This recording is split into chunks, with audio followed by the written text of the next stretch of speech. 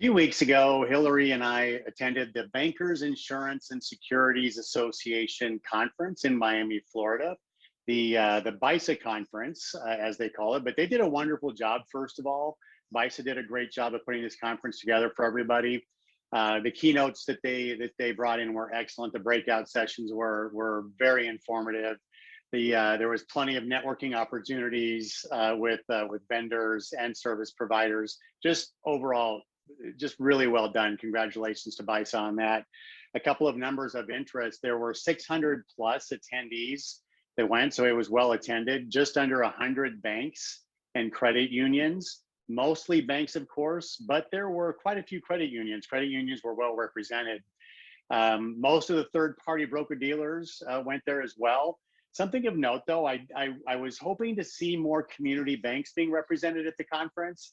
If you're a program that's around $1 million plus, or you're even a program that's under $1 million attached to a community bank, but you're looking to grow that platform, this would have been an excellent conference for you to go to. So I encourage you, if you're listening to this and you fall in that category as a community bank, this is a conference well worth going, and I recommend it, highly recommend it for for next year. A couple of observations. Number one, there was a lot of optimism about the future of financial advice within the bank and credit union space. Optimism, of course, that we here at Compass wholeheartedly agree with.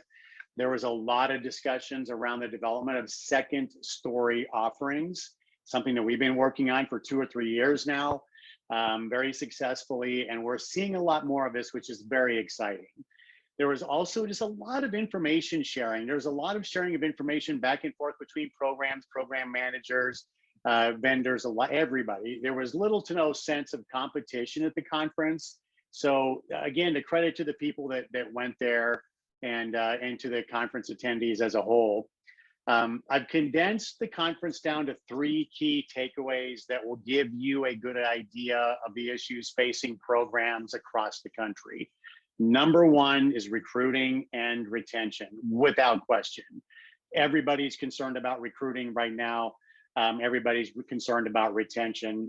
My note on that is, in order to stay competitive in that massively competitive space, you just have to be more creative with with the methodologies that you deploy for recruiting. We spend a lot of time talking about this. I know other consultants out there are doing the exact same thing. Retention, there's things you can do that need to be done that frankly a lot of banks and credit unions have been uncomfortable rolling out until recently.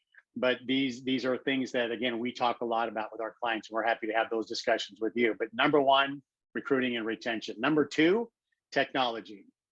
We kind of call it flexible tech. You have to have the ability to combine digital, remote, and in-person value to your clients.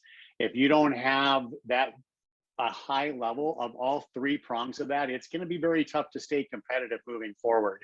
So you got to be able to combine digital, remote, in-person value to your client relationship, technologically speaking. Number 2 is definitely a lot of time spent on tech. The third one is staying relevant. There's 100,000 financial advisors that are expected to retire between now and 2030, 100,000. That's a massive amount of people.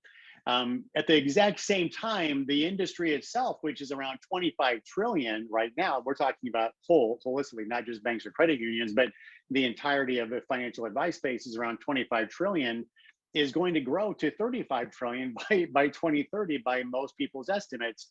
So you've got this already, all-consuming massive transfer of wealth. Then you have this going from 25 trillion to 35 trillion by 2030. Then on top of that, you have 100,000 financial advisors that are expected to retire. That's tough. That's tough. Staying relevant was something that was talked a lot about at the conference, and I took away a lot of positives from that. In closing, I just want to say this. If you are a bank or a credit union wealth program that is well supported by your C-suite and by your board, and your program is well supported by your third-party broker-dealer, and you believe in an open communication and sharing environment between all lines of business, You will attract and you will retain great people.